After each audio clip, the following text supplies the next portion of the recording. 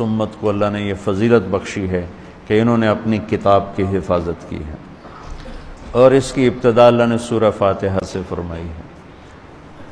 تو سورہ فاتحہ جبریل لے کر نہیں آیا، جبریل آپ کے پاس بیٹھے تھے، تو ایک دھماکہ ہوا، تو آپ نے فرمایا یہ کیا دھماکہ ہے؟ کہ یا رسول اللہ آج ایک دروازہ کھلا ہے جو پہلے کبھی نہیں کھلا، اور آج ایک فرشتہ آ رہا ہے جو آج تک زمین پہ نہیں آیا، اور ایک کلام لے کر آ رہا ہے جو آج تک کسی نبی پر نہیں آیا۔ تو وہ فرشتہ حاضر ہوا اور آپ کو دو کلام پیش کیے، ایک سورۃ فاتحہ اور ایک سورہ بقرہ کا آخری رکوع، آمن الرسول سے لے کر آخر تک۔ ابشر بنورین، آپ کو دو نوروں کی بشارت ہو، سورۃ فاتحہ اور سورہ بقرہ کا آخر رکوع۔ تو ہم تھوڑی سی بات سورہ فاتحہ پر کریں گے کہ میرے نبی نے فرمایا اوتیت المثانیہ مکان التورات والمائدہ مکان الانجیل والحوامیم مکان الزبور وفضلت بالمفصلات۔ میرے سب سے بڑی کتاب تورات تھی، سب سے بڑی، اٹھانا بھی مشکل تھا، اتنی بڑی کتاب تھی۔ میرے نبی نے کہا اللہ نے مجھے تورات کے بدلے میں سورہ فاتحہ دی تھی، 7 آیات سورہ فاتحہ دی تھی۔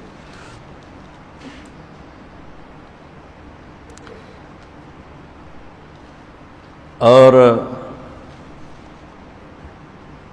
انجیل کے بدلے مجھے اللہ تعالیٰ نے سورہ مائدہ دے دی، انجیل سورہ مائدہ۔ حوامیم یعنی حامیم سے 7 سورتیں شروع ہوتی ہیں، 26ویں پارے سے وہ 25ویں پارے سے 24ویں پارے سے وہ شروع ہوتی ہیں اور 28ویں تک غالباً جاتی ہیں، 7 صورتیں اکٹھی، حامیم حامیم حامیم حامیم۔ تو زبور کے بدلے اللہ نے مجھے حامیم عطا فرمائی، اور باقی قرآن کے ذریعے سے مجھے عزت اور فضیلت عطا فرمائی۔ سورہ فاتحہ امام رازی رحمۃ اللہ علیہ ایک دفعہ اپنے خطبہ میں فرمانے لگے کہ اس سے 10,000 مسائل نکلتے ہیں، تو بعض لوگوں نے ان کا مذاق اڑایا۔ وہ مذاق اڑانا تفسیر رازی کا سبب بنا، تفسیر کبیر کا، کہ فرمایا کہ جب انہوں نے میرا مذاق اڑایا تو میں نے اللہ کا نام لے کر قلم اٹھایا اور میں نے لکھنا شروع کیا۔ پہلی جلد سورہ فاتحہ پر ہے اور 10,000 مسائل اس بندے نے نکال کے پیش کیے ہیں امت کو۔ کبھی موقع ملے تو آپ پڑھ لینا۔ اور حضرت علی کا فرمان ہے، امام المتقین، اگر میں سورہ فاتحہ کی تفسیر کروں، سورۃ فاتحہ کی تفسیر لکھواؤں تو 70 اونٹوں پہ لادی جائے گی، 70 اونٹوں پہ۔ اور یہ خالی دعویٰ نہیں تھا، ایک حدیث اور سنو۔ ایک دفعہ عشاء کی نماز پڑھا کے تشریف فرما ہوئے اور فرمایا آؤ آج میں تمہیں سورہ فاتحہ کی تفسیر سناؤں۔ تو شروع کرتے ہیں بسم اللہ سے، اور بسم اللہ کی با سے شروع کرتے ہیں۔ عربی میں تو حروف کا بھی مطلب ہوتا ہے نا، با کا مطلب بیان کرنا شروع کیا، اور فجر کی اذان ہو گئی، بات چل رہی تھی۔ سبحان اللہ۔ تم نے تو شاید وہ کتاب دیکھی نہیں، وہ شرح میت عامل، الباء للالصاق مررت بزید، ہمیں تو بس اتنا ہی آتا ہے۔ یا حرف جر ہے، باؤ تاؤ کاف و لام و واؤ منز و مزخلا رب حاش من عدا حتی، کیا ہے حتی الہ، وہ جو نحمیر زبانی یاد کی تھی۔ تو سورۃ فاتحہ سارے آسمانی کلاموں کا، جتنے آسمان سے کلام اترے، کتابیں اتریں، اس کا خلاصہ ہے قرآن، اور قرآن کا خلاصہ ہے سورۃ فاتحہ، اور سورۃ فاتحہ کا خلاصہ ہے ایاک نعبد و ایاک نستعین۔ ایک اور طرح، سارے آسمانی کلاموں کا سردار ہے قرآن، اور قرآن کا سردار ہے سورۃ بقرہ، اور سورۃ بقرہ کا سردار ہے آیت الکرسی، اللہ لا الہ الا ہو۔ تو آسمانی علوم کا خلاصہ قرآن، اور قرآن کا خلاصہ سورۃ فاتحہ، اور سورۃ فاتحہ کا خلاصہ ایاک نعبد و ایاک نستعین۔ یا اللہ صرف تیری بندگی، یا اللہ صرف تجھ سے مدد، ایاک سارے طرفوں سے، وَإِذَا سَأَلْتَ فَاسْأَلِ اللَّهِ وَإِذَا اسْتَعَنْتَ فَاسْتَعِنْ بِاللَّهِ ایاک، کہ یا اللہ صرف تیری بندگی، اور یا اللہ صرف تجھی سے مانگنا، تیرے آگے جھولی بھر، دنیا بھی اسی سے مانگنی ہے اور آخرت بھی اسی سے مانگنی ہے۔ اللہ نے ہمیں دنیا پہلے سکھائی، آخرت بعد میں سکھائی۔ ربنا آتنا فی الدنیا حسنۃ وفی الآخرۃ حسنۃ وقنا عذاب النار۔ تو سارے آسمانی کتابوں کا خلاصہ یہ ایک جملہ ہے، ایاک نعبد۔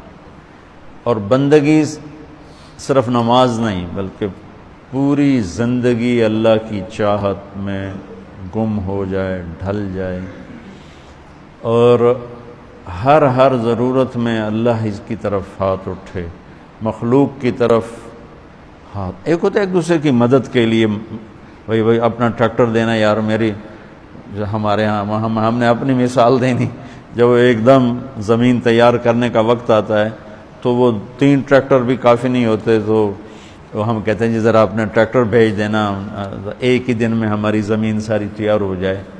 یہ ایک دوسرے کی امداد باہمی ہے۔ مدد جہاں انسان بے بس ہے، صرف اللہ ہی کر سکتا ہے، ان چیزوں میں اللہ کے سامنے جھولی پھیلانا، اسی کو پکارنا، اسی کے آگے ہاتھ پھیلانا، اور اسی کے آگے سر جھکانا۔ حنین میں صحابہ جیسی ہستیوں نے کہا آج ہمیں کوئی نہیں ہرا سکتا، ہم بہت زیادہ ہیں۔ اللہ نے ایک حلے میں اڑا کے سب کو کہاں سے کہاں بھگا دی۔ لن نغلب من قلۃ، آج ہمیں کوئی نہیں ہرائے گا۔ تو پہلے حملے میں ہی قدم اکھڑے، اور صرف 88 آدمی اللہ کے نبی کے ساتھ رہ گئے، 12,000 بھاگ گئے۔ پھر یوم حنین اذ اعجبتکم کثرتکم فلم تغن عنکم شیئا۔ تو میرے عزیزو، سورۃ فاتحہ پورے قرآن کی چابی ہے، تمہید ہے۔ قرآن توحید بتاتا ہے، رسالت بتاتا ہے، آخرت بتاتا ہے۔ سورۃ فاتحہ میں توحید بھی ہے، رسالت بھی ہے، اور آخرت بھی ہے۔ الحمدللہ رب العالمین الرحمن الرحیم مالک یوم الدین۔ الرحمن الرحیم تک اللہ کی ذات صفات توحید ہے، مالک یوم الدین جزا سزا اور آخرت ہے، ایاک نعبد و ایاک نستعین یہ مقصد زندگی ہے، اہدنا الصراط المستقیم یہ طلب ہے زندگی کی، سب سے بڑی طلب ہدایت ہے، الصراط الذین انعمت علیہم یہ رسالت کہ جن پر تیرا انعام ہوا، اولئک مع الذین انعم اللہ علیہم من النبیین والصدیقین والشہداء والصالحین وحسن اولئک رفیقا۔ تو سورۃ فاتحہ کو مجھے کوئی یاد پڑتا ہے، ایک دفعہ میں کہیں پڑھا تھا کہ اللہ اپنی ذات کو اتنے خوبصورت انداز میں بیان کرتا ہے، الحمدللہ رب العالمین الرحمن الرحیم مالک یوم الدین۔ یہ تو غیب کے صیغے کے ساتھ بات ہو رہی، لیکن اللہ اپنی ذات کو اس قدر خوبصورت انداز میں بیان کرتا ہے کہ ان 4 لفظوں میں اللہ سامنے آ جاتا ہے، تو سننے والا اللہ کو سامنے دیکھ کر کہتا ہے ایاک نعبد، تیری ہی بندگی کرتے ہیں، و ایاک نستعین تجھ سے مانگتے ہیں، کیونکہ اللہ کو دینے کے لیے کہیں سے مانگنا نہیں پڑتا۔ ابراہیم علیہ السلام نے آگ میں جاتے ہوئے جبریل اور ہوا کے فرشتوں کو کہہ دیا تھا اما الیک فلا و اما الی اللہ فنعم ایاک نعبد و ایاک نستعین۔ اللہ تعالیٰ نے اپنی ذات کو اس خوبصورت انداز میں پیش کیا کہ جیسے ہم اللہ کو دیکھ کر کہہ رہے ہیں ایاک نعبد و ایاک نستعین، یا اللہ صرف تیری بندگی کریں گے، یہ سر اور کہیں نہیں جھکے گا۔ اور یا اللہ صرف تجھ سے مانگیں گے اور کسی سے نہیں مانگیں گے۔ قرآن وہ میں نے پہلے ایک مثال سے بتا دیا، یہ استعانت بالغیر نہیں ہے، بھائی مجھے قرض چاہیے اب مجھے 1,00,000 روپیہ دے دیں، یہ اس میں نہیں آتا ہے۔ میرے نبی قرضہ اٹھاتے تھے، میرے نبی نے جنگ کے لیے تلوار اٹھائی، زرہ پہنی، اسباب کی دنیا ہے، اسباب کا اختیار کرنا اور چیز ہے، اور جن چیزوں میں اللہ کے سوا کوئی کرنے والا نہیں وہ لوگوں کے سامنے ہاتھ پھیلا دینا۔ استعانت صرف اللہ سے۔ اگر آپ نماز کی عادت ڈال لو نا، آپ پڑھتے ہو لیکن ہر حاجت میں مصلی پہ آ جاؤ، پھر آپ کو ایاک نستعین کا مزہ آئے گا۔ اپنی حاجت نماز کے ذریعے اللہ کے سامنے رکھو۔ ایک بدو طواف کر رہا تھا، یا اللہ تجھے پتہ ہے نا میں بھی بھوکا ہوں اور میری اونٹنی بھی بھوکی ہے، اور مجھے کھانے کو میرے بچے بھی بھوکے اور میں بھی بھوکا۔ ایک آدمی ساتھ سن رہا تھا تو اس نے جلدی سے اپنے تھیلی نکالی درہموں کی، کہا میرے بھائی قبول فرما، کا پیچھے ہٹ۔ تو اس سے لینا ہوتا تو اس کے گھر میں آتا، جس کے گھر آیا ہوں اسی سے لینا، چل چل مجھے نہیں چاہیے۔ وہ طواف سے فارغ ہوا تو اعلان ہوا فلاں ابن فلاں کہاں ہے؟ تو یہ خود تھے، کہا جی میں ہوں۔ کہا آپ کے چچا کا انتقال ہوا ہے تو انہوں نے اپنی ساری وراثت آپ کے نام کر دی ہے، چونکہ ان کی اولاد کوئی نہیں تھی۔ تو 1 منٹ میں اللہ تعالیٰ نے قبول فرمائی۔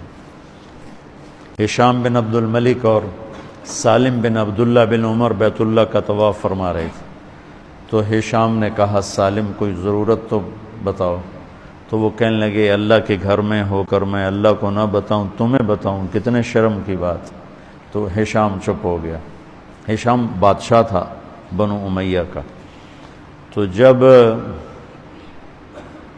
دونوں باہر نکلے تو ہشام نے کہا اچھا اب تو بولیے، کوئی ضرورت بتائیں۔ تو سالم بن عبداللہ بن عمر، حضرت عمر کے پوتے، کہنے لگے کیا بتاؤں، دنیا کی یا آخرت کی؟ وہ کہنے لگا دنیا کی بتاؤ، آخرت کی میں کیا پوری کروں گا؟ تو وہ کہنے لگے دنیا تو کبھی اللہ سے نہیں مانگی، تجھ سے کیا مانگوں؟ ما سألت من یملکھا فکیف من لا یملکھا، جو دنیا کا شہنشاہ ہے، دنیا تو اس سے کبھی نہیں مانگی، تم سے کیا مانگوں گا؟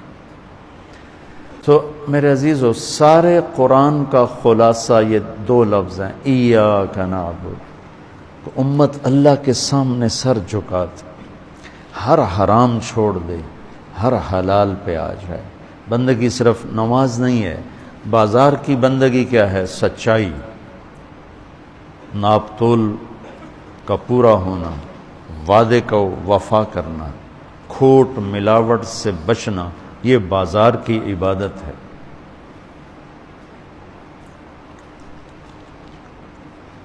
اقتدار کی عبادت کیا ہے؟ ظلم سے بچنا، اپنی طاقت سے کسی پہ ظلم نہ کرنا، انصاف کو ہاتھ سے نہ جانے دینا۔ وکالت کی، عدالت کی عبادت کیا ہے؟ ظالم کا ساتھ نہ دینا۔ سیاست کی عدالت کی عبادت کیا ہے؟ دنیاوی مفاد نہ اٹھانا، بلکہ قومی مفاد کے لیے اپنے آپ کو پیش کرنا۔ گھر کی بندگی کیا ہے؟ ماں باپ ہیں تو ان کی آنکھوں کی ٹھنڈک بننا، بیوی ہے تو اس کے دامن کو خوشیوں سے بھرنا، اولاد ہے تو ان کو ایسی محبت دینا جیسے میرے نبی حسنین کو دے کر گئے تھے۔ یہ اس طرح عبادت پھیلی ہوئی ہے۔ بہن بھائی ہیں تو ان کے ساتھ شیر و شکر ہو کے رہنا، ان کی کمیاں زیادتیوں سے درگزر کرنا، یہ ایاک نعبد ہے۔ صرف نماز کے اندر نہیں ہے ایاک نعبد، بلکہ پوری زندگی ایاک نعبد ہے۔ تو میں کہا کرتا ہوں سچائی، دیانتداری اور انصاف، یہ 3 چیزیں اگر آپ کے اور میرے اندر ہیں تو ہماری پوری زندگی عبادت بن جائے گی، پوری زندگی بندگی بن جائے گی۔ وَإِيَّاكَ نَسْتَعِينُ، جب اس کے سامنے سر جھکاؤ گے پھر ہاتھ اٹھاؤ گے تو مزہ بھی آئے گا، مانگنے کا بھی، اس کے دینے کا بھی۔ اس کو کون سا کہیں سے لینا پڑتا ہے؟ جو وہ نباتہ بن یزید نخی رحمۃ اللہ علیہ تابعین میں سے ہیں، اللہ کے راستے میں جا رہے تھے، گدھا مر گیا تو نیچے اتر کے 2 نفل پڑھ کے کہنے لگے یا اللہ تو بے نیاز ہے، تجھے تو کسی چیز کی ضرورت نہیں اور میں تو مسافر ہوں، مجھے اس کی ضرورت ہے، اسے زندہ کر۔ اور ایک چھڑی ماری، قم باذن اللہ، گدھا اچھل کے کھڑا ہو گیا۔